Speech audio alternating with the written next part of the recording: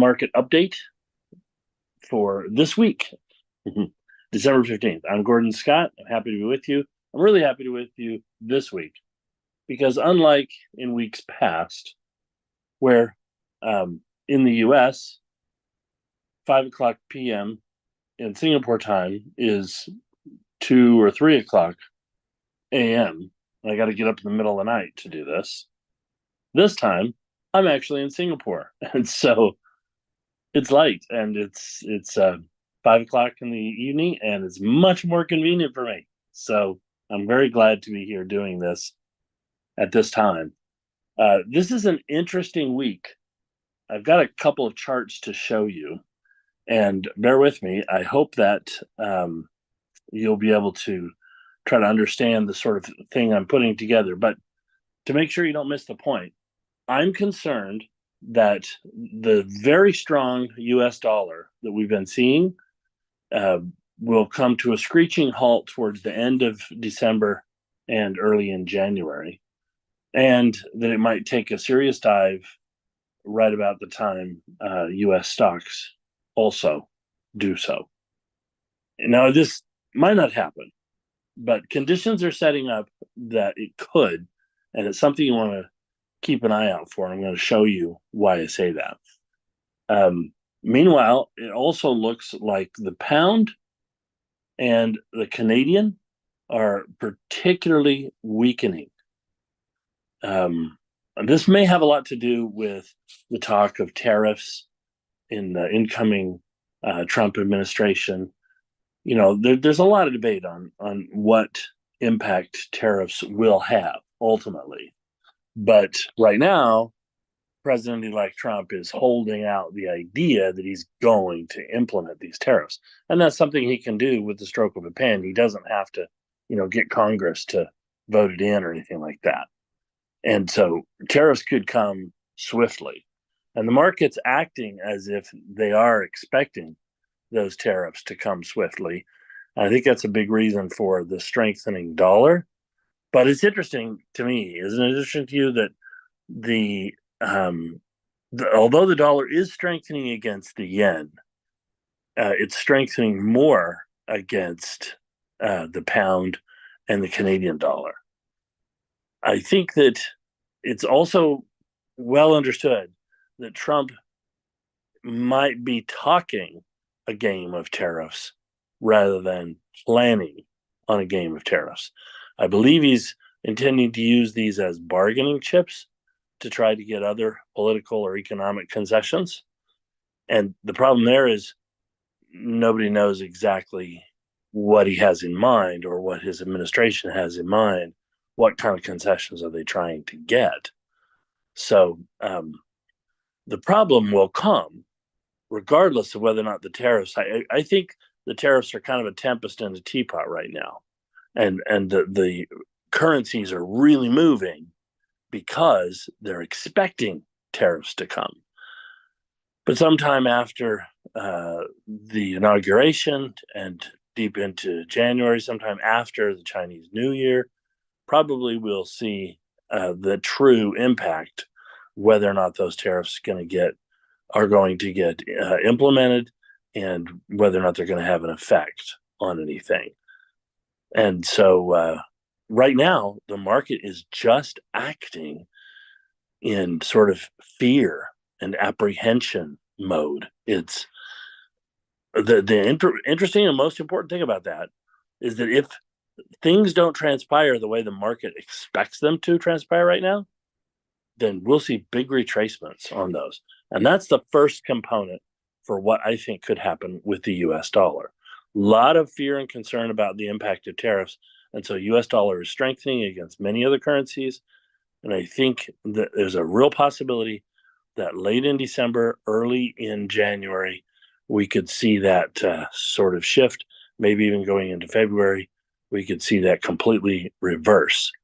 And that is a huge opportunity for anybody who is prepared to go long the pound, long the Canadian, long the yen against the US dollar. So that's something to be aware of. There is another factor, though, that has to do with the US stock market, that could also sort of feed this dynamic and make that trade all the more interesting and all the more intense of a possibility. So now what I want to try to do here is share my screen with you and give you an idea what I'm talking about. So first off, let's go look here. This is the US dollar yen. And hopefully you can see this chart that I'm sharing with you. There's really not much to it. This is a daily chart, and you can just see here in the last couple of weeks how we've got movement from the low there at around 149 up to where it is now, about 153 and a half. Let me see. Let me just double check. Are you able to see that screen? I'm going to look in the chat for any comments. Yes, we can see it. Thank you very much, Yassine. All right, let me go back there. Okay, now then, that's the US yen. Okay, and if I can squish that, whoops, wrong way. If I squish that more, you can see it's already been higher. It came down, and now it's rebounding. But let's change that. Let's compare that to the I got to get a different watch list going here. Where's my? There they are. FX pairs and U.S. dollar Canadian. See this chart here. I mean, this is the Canadian over the past 3 months. The U.S. CAD over the past 3 months, and this is even before the election. So this is a huge. I mean, the election is right in the middle of the chart. We see you got those big bars first drop down, then goes up. But generally speaking, that was just the middle of an already existing upward trend. And so while the dollar yen has a little bit of strength over the past 2 weeks, this has an extreme amount of strength over the past 3 months. And if we go and we look at the pound dollar, see, because the pound is in front of the dollar, this time we're going to expect the chart to go down. And you can see it looks very similar to the CAD. Big downtrend right in the middle of the chart where the election is. You get this whipsaw going back and forth because the election happens and people aren't quite sure what to do. And then just here in the past 3 days, specifically, a strong downward move. And one more I want to show you. Let's see. We're going to look at the euro pound pair. Now, the euro pound pair has been in the past 3 months just slowly, it's been in kind of a range, slowly deteriorating. But here over the past 2 days, we've got this massive reversal heading up. And this is the euro strengthening against the pound. So just like the pound weakened against the dollar, it also weakened against the euro just in the past 2 or 3 days. So these are the vulnerable currencies in this current dynamic: the pound, the CAD, and the yen. Now, if we go to look at the Australian dollar, we see the Australian dollar has been on a steady downward slide also. So you could say they are, but you see what's going on with the Australian dollar there? You see that the last 3 days is not this big directional move. It's this sort of back and forth stuff. So it's possible that we're with the Australian dollar, just like the euro. We go to the euro USD. Euro's had a big, strong down move, except about the past month. We've gone into kind of a channel on the euro compared to the US dollar. So I think that that's the script for the Aussie in the next week, 2, 3 weeks, just sort of holding its new pattern. And further evidence of that is this. We've got the Aussie yen pair, Aussie dollar against the yen. The yen is weaker than the Australian dollar right now, as we can see, because the Australian dollar went running up against it, held sideways, dropped down hard, and then now has reversed just here in the past week and started heading upwards. And so that's a pretty good indication that Australian dollar has some strength over the yen. That's why I didn't select it as one of the highly vulnerable currencies going forward, vulnerable compared to the US dollar. So, what does that mean? Well, it means you can look for long trades on the Aussie yen. Sorry, right there. Okay, look for long trades on the Aussie yen. I go here, maybe I can, show this to you. Or you could look for short trades on the pound dollar, Aussie yen. There we go. There's a nice, if I can squish this chart in far enough, I don't know that I'm going to be able to do that. There we go. There's this nice channel that you can kind of see here. Aussie yen made this huge, huge drop in July, right at the point where, I mean, I don't know if it's related. It probably has more to do with Australian RBS rate changes than it does the US election. But that huge drop coincides with the ending of the Biden campaign and the start of the Harris campaign. So I don't know if that's related. I do know that since then, what we've had is this upward channel, and we're down in the bottom of that channel. And during the last week, at the trading retreat here in Singapore, that's why I'm here. Paul Botterill has me out for that. I made 7 trades, 2 of which were these 2 right here on the screen. And they were what I would call reversion to the mean trades, right? So this big long channel here going back and forth, I'm looking for it to kind of come. I don't know if it's going to go all the way back up to the top. That'd be great. But when I play reversion to the mean, I just say, okay, I'm in an extreme, and I'm going to try and grab a couple of shots. The first one was real easy. I mean, it was just a little too easy. That's the first one is this one here, where I just risked to make one, and I created a trade where I risked 120 pips on the bottom and 60 pips on the top, and that happened inside of 4 hours, and so I took the profit. Hooray, right? But then my Edge Finder, the software that I use, you can check it out at myedgefinder.com. Right after I came up with that trade, a couple of days later, it came up with this trade. And we ended the week before this one could complete. But as you could see, it's off to a great start, and we'll carry it in the next week.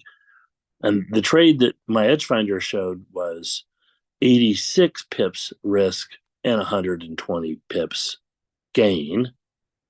And so, if it gets up to that kind of the top of that green box, that would be the profit target. These are the kinds of trades you can make with the Aussie yen. Is looking for that sort of reversion into the mean when it's down below that sort of line area there. The pound, on the other hand, you're looking for short trades, pound dollar kinds of trades.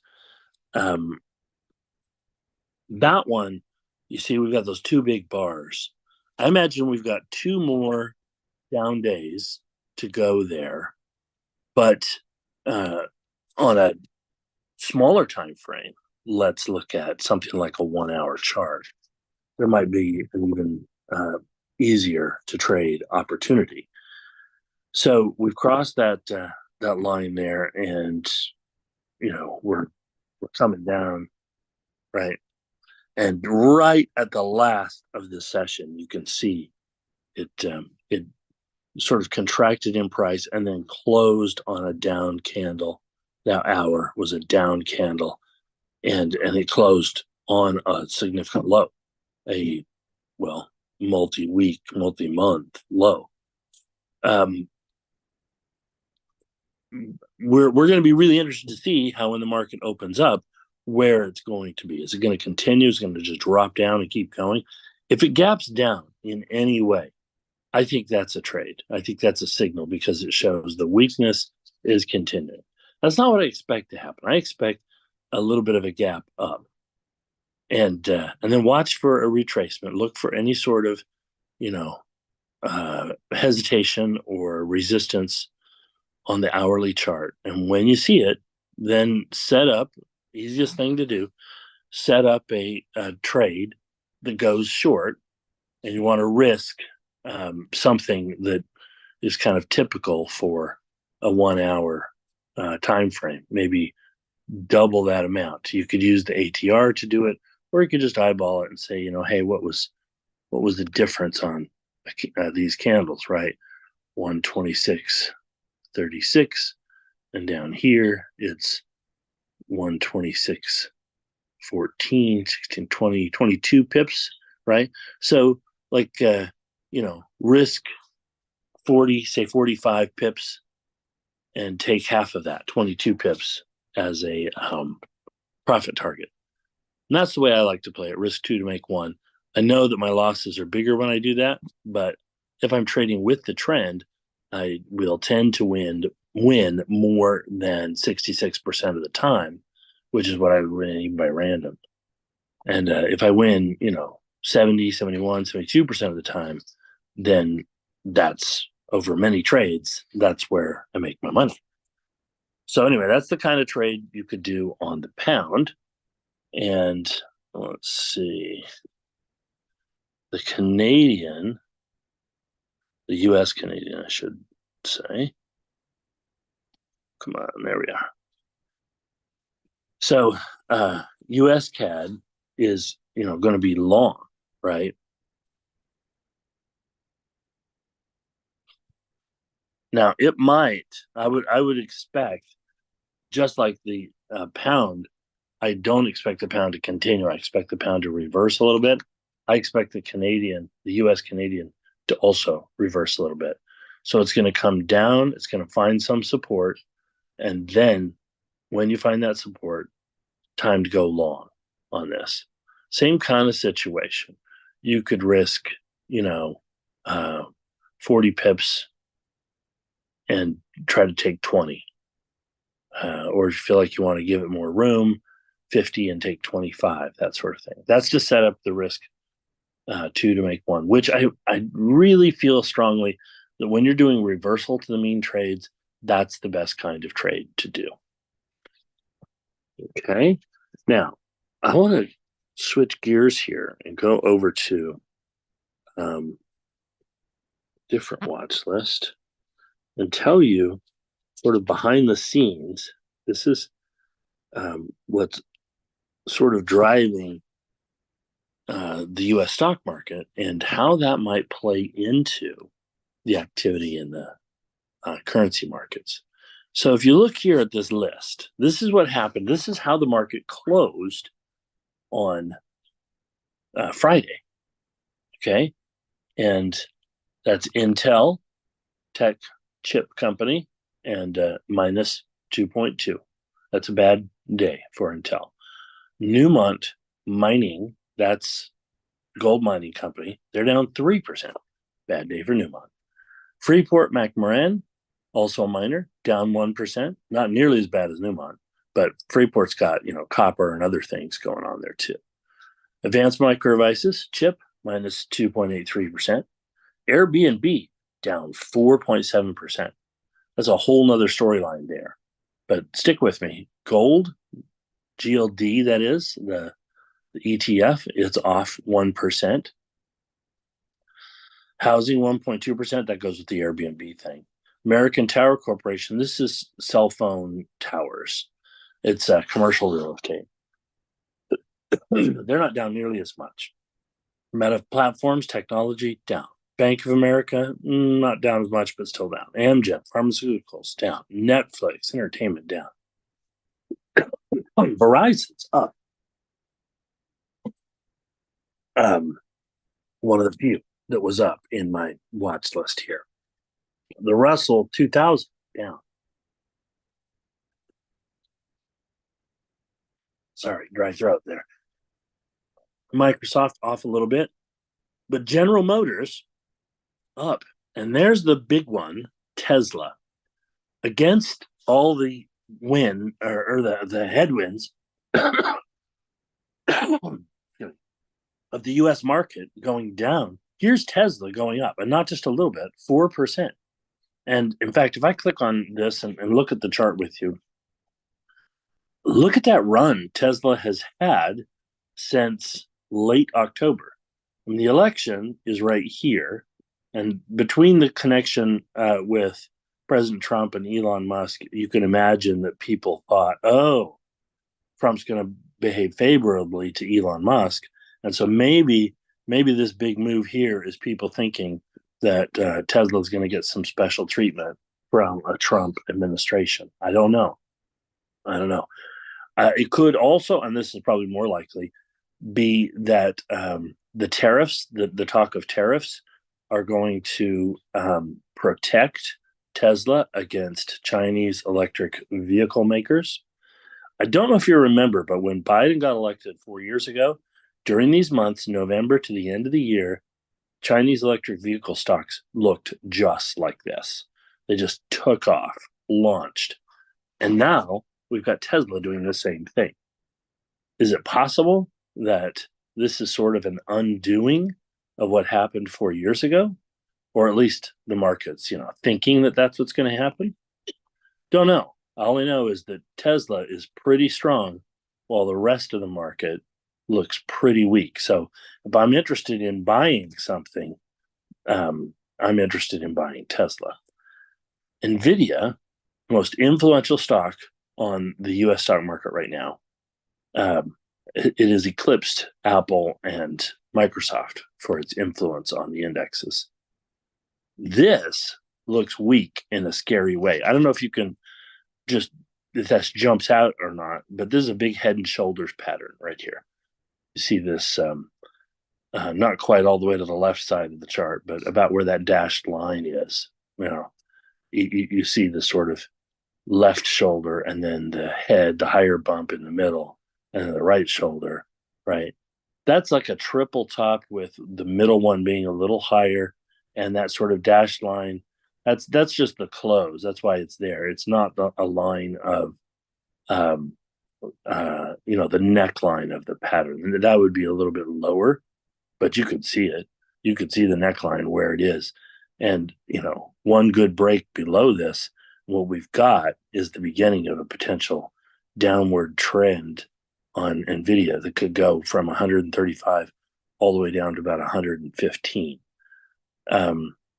It's a volatile stock, so that kind of a move wouldn't really shock anybody, but it's a big enough move that if you knew it was coming, you could make significant money by playing the short side or doing put options.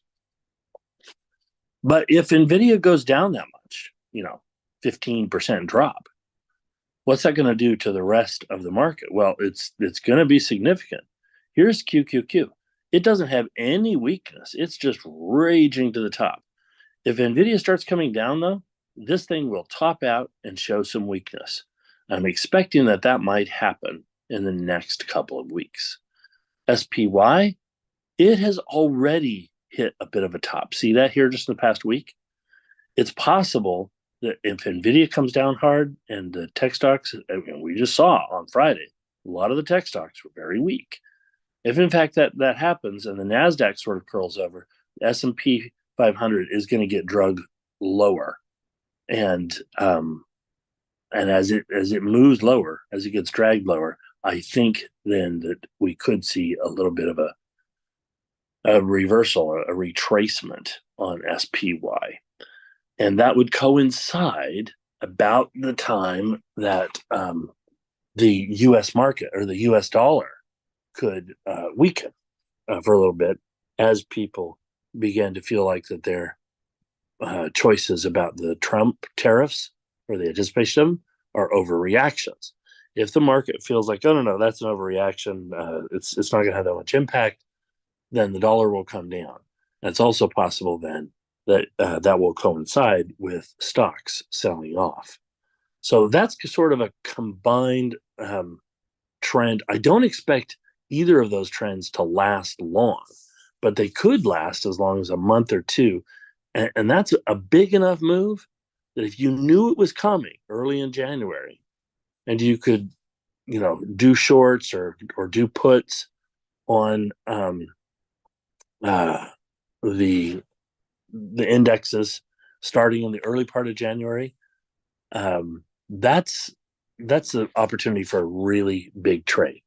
Final thing I want to say here is there's this thing called the Santa Claus rally. If you look it up, especially as it's discussed by Jeffrey Hirsch, basically you'll see that it identifies the days in between Christmas and New Year's Day as being historically bullish for the US stock market and for the first 2 days of the year thereafter.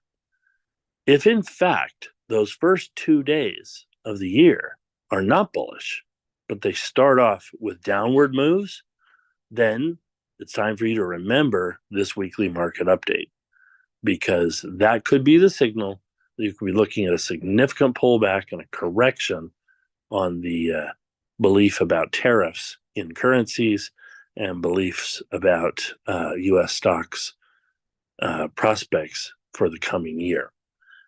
And that's it for today. I'm going to check the chat here to see if there's any questions that have come through. And no chats at the moment. Okay, great. I'm going to assume that everything I said was fantastically clear, and and that you don't have any questions, and that you liked what you heard or felt it was useful. Okay, yeah, Roberto says ominous. You're right. It is. It is ominous. All right. Keep an eye out for that, folks. And, it doesn't matter which way the market goes as long as you have a plan and you can take advantage of it. There's always opportunity out there. Yasin says, if we are expecting a pullback on the U.S. indices, how about gold? Yeah, that's a great question. It's possible that gold will be a hedge against that. I kind of expect gold to come back with the indices, but of course, the thing to notice is again the first 2 days of the year. Are those days up days or down days in the U.S. market? If they're down days, what's happening with gold? Is gold going up? If so, then gold's going to be your hedge. If gold's going down, then gold's going to pull back right along with it. It depends on why gold's been going up so strongly as it has in late in the year here, right?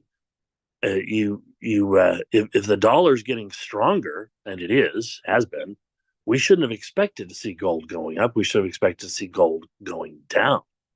So, and same thing with Bitcoin. If the dollar's getting stronger, we should have expected Bitcoin to be getting weaker. But they're both going up. So I'm not exactly sure what the narrative is behind that, but I want to pay attention to the correlation. And if in fact those first 2 days of the year gold is correlated, then don't expect it to be a hedge. If it goes down with US indexes, it's probably going to continue going down. All right, everybody, that's all I got for this week. Great chatting with you.